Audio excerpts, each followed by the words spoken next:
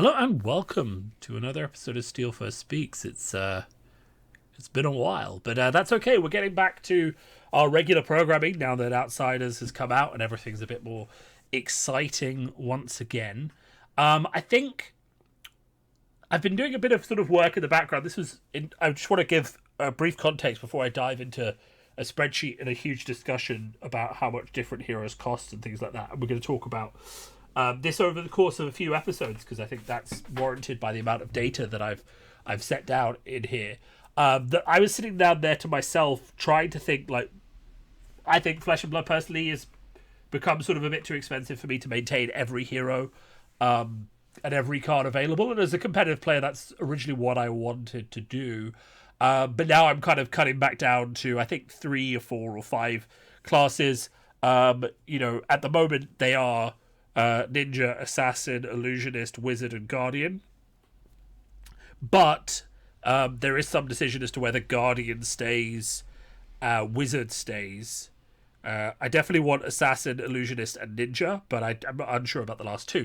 But that led me to a huge discussion about what I wanted, like how much money was I willing to spend every time a set came out, and then came up with the idea of sort of how much does it actually cost to maintain a subscription or to keep current with a specific hero's playset. Now, obviously, I am an analyst in my day-to-day life, so the only answer to this was to go back and create this lovely spreadsheet using data from the 30th of the 3rd. So this is a snapshot data. This is not a live table. No one's going to get access to this. But basically, it's every Majestic for every class divided up into costs for maintaining the entire class in that set versus costs for maintaining the hero that doesn't have the primary representation of that set. So, for example, in Welcome to Wraith, Bravo has a specialization, so the cost to ult him for this set is minus the cost of the specialization. If some of these prices look cheap to you, don't focus on them too much. These are the prices essentially for the cheapest version of that card you could possibly get, which in Europe is History Pack 1, and usually foreign language. And what that really brings in and sort of hammers home for us is that, if you're not caring about language, it can be very cheap to buy certain cards, especially if you look at a set like Dynasty or something like that, where the Majestics really don't add up to a lot of value for certain classes. Obviously, other classes add up. But the whole point of this discussion for me was, what is the cost of an actual hero? This is what we're going to get into, right? Just a little bit. The main thing we're going to talk about today, we're going to get into what's the most expensive hero in the game and the rest of that. But for the moment, I just want to talk about this. And let's just blow this up a little bit more. That's not what we want to do. I just want a new thing, and I can just paste this in. So let's just talk about this for a bit. So the average cost to maintain a specific, any class in that set, this is current pricing, based on, how much it's actually going to cost to maintain a set of those class cards. Now, this doesn't include every card that is playable by that class. Like, it doesn't include generics and things like that, because those are hard to price and it's hard to determine what generics are needed by each specific class. But it does include things like fabled only where they're playable fables in that class. So I've made that own distinction just based on the way the game is currently developing. Like, I don't think if you're a Bolton player you need to be buying a library. I don't think anyone in Tales of Aria needs to buy a Korshem, even though it is technically a playable card across those things. So I have added that little bit of a judgment decision in there just because the data was getting skewed a bit. One of the reasons that Uprising is much, much lower than, say, Monarch, for example, is that I haven't included Blood of Drakai in there.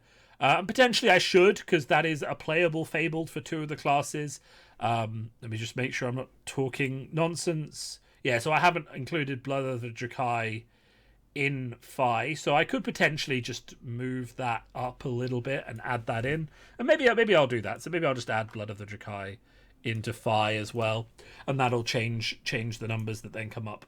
But the whole point is essentially, if we're looking at how expensive it is to join Flesh and Blood, and also this idea of how expensive is it to maintain a subscription to a specific hero, right?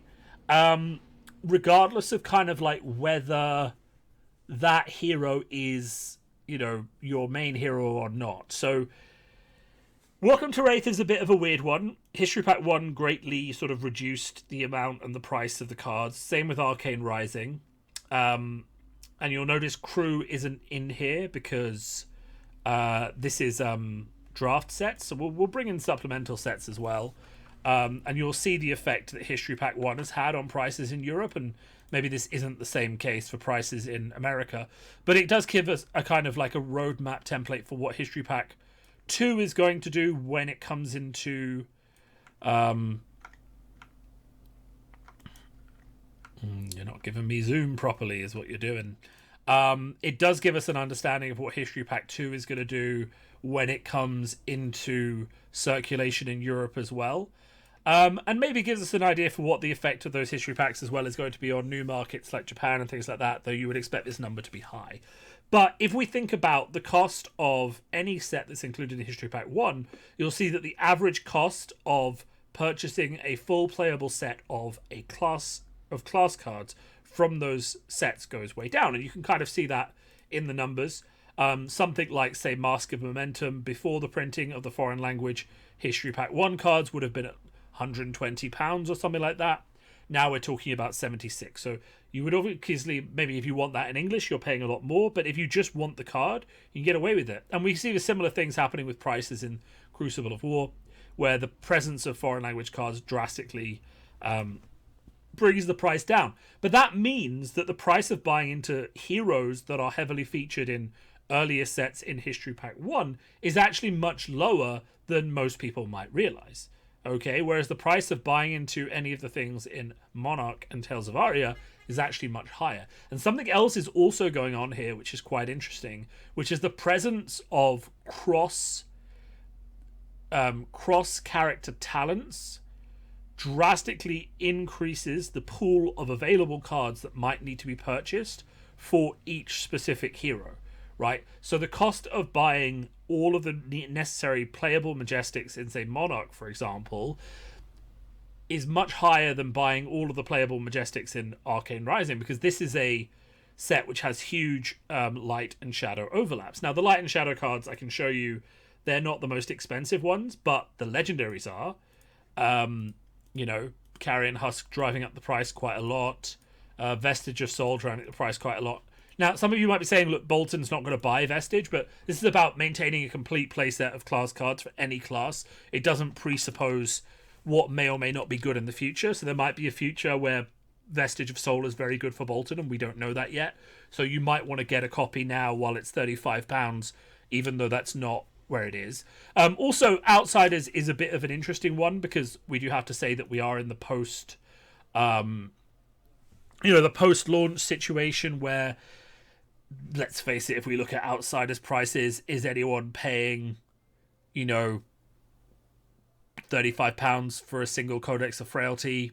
Maybe a few people are, but realistically, is it worth that much? Are people paying £7 for Headlead's Tale and £8 for Dishonor? Really suspicious on that front. Is Shakedown worth £13?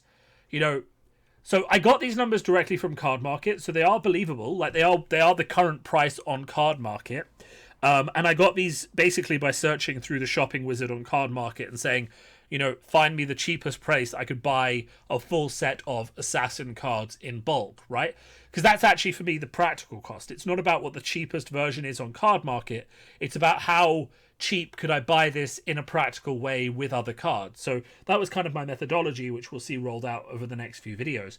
So the other main thing I just want to talk about here, we're talking about gradient curves of like how much it costs to maintain any specific hero, right? And you can see that in the supplemental sets, the price for the average to maintain a hero sits somewhere around, the 50 to 60 to 70 mark. And if we look at something like Everfest, you'll see that the average price to maintain a hero, now Guardian raises this a bit because it has the Fabled, but if you don't have the Fabled, the actual average price to maintain a hero is only really about 60 to 80 pounds, right?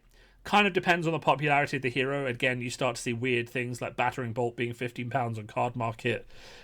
It's not that good, guys. Winds of Eternity being £9, that's surprising as well. Mirage Metamorph being 13. There are very much, and Swing Big. I don't get what's going on with Swing Big, but maybe you can see sort of a pattern of accidental short printing here if you looked really closely with certain cards. One of every single Majestic from each class seems to be much higher in price than others. So I mean, a suspicious person might say, okay, Mirage Metamorph, Swing Big, Pulverize, Teklo Pounder are all short printed. In fact, maybe they are. Maybe I'm fooling myself there. So, we're in a situation where, the cost to actually maintain through a supplemental set is not actually that large, which is quite interesting, I think, from a player perspective. And then if you look at the average cost of maintaining a hero through a draft set, it does come in around the £200 to £300 mark, depending on when you buy in, and also depending on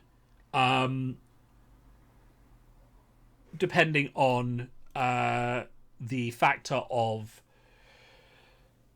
whether that class has a Fabled that is playable, right? Because that could increase, the class cost by about, quite a bit of money. We see playable Fables tend to hover in the 130 range. Unplayable Fables tend to drop down to the £50 range or less. I mean, you've got some like Prism, which are very good, 185, right? So, if it has a playable Fabled, obviously the cost of maintaining that class just went up massively. But if it doesn't, we see the average cost of maintaining a class coming in around £200, £300, right? If you add in the idea that there's going to be, one draft and 2 supplemental sets a year, that gives us the idea that the rough calculation is that it's going to cost you somewhere between 260 and 400 to 500 pounds, depending on whether or not your class is featured in the set that, in the draft set. So if your class isn't featured in a draft set, then you're looking at maybe 120 to 160 pound spend per year. And if your class is featured in a draft set, then you might be looking at somewhere between 250, 320, or if it's featured in 2 draft sets, £400 a year. So that's kind of our nice little takeaway from there as to how much it costs to maintain a class. So now, as a person who is now more aware of the numbers, I have to decide, if I want to play 5 classes, and the average cost to maintain a class is, we can see it here, 190 plus 55 times 2. So assuming I'm featured in a draft set once a year, then we're having 190 plus 55 times 2. The average cost of maintaining a class per year is 300. So if I'm looking at maintaining 5 classes, then obviously we can just do quick maths and multiply those. I'm looking at a spend of 1,500 a year, which is quite high. So obviously if I don't want to spend that, I need to think, what classes am I cutting? Now, come along to our next video, because we're going to go back to our big spreadsheet, and okay, you could pause it and look there, but we're going to talk about the difference in cost between classes. And this is an absolute teaser, and I have no problem being shameless about it, because you could go back and check if you wanted to, but we're going to talk about a lot. The current difference between maintaining a full class set for the class at the top of our list, which remember is in Outsiders, so it is inflated currently. So the class at the top of our list, the current cost of maintaining that class is £1,100 to buy every single card just for that class, not including generics. At the other end of the spectrum, the class with the cheapest class-only cards, who also, I should say, relies heavily on class-only cards, is £120. There is a class out there that I could tell you to go and buy all the class cards for, and you could buy them in foreign language on Card Market for £120. So, the game is accessible. Okay? Come back for the next video. We'll talk about what those actual classes are. And then once we've done that, we're going to talk about the impact of generics on those classes. And that will kind of be the 3rd video in this series. And then the other thing that we're going to talk about is just the differences between heroes and how that works out on average. Those are 3 videos that are coming up, all numbers focused, all based on this bit of spreadsheet work that I've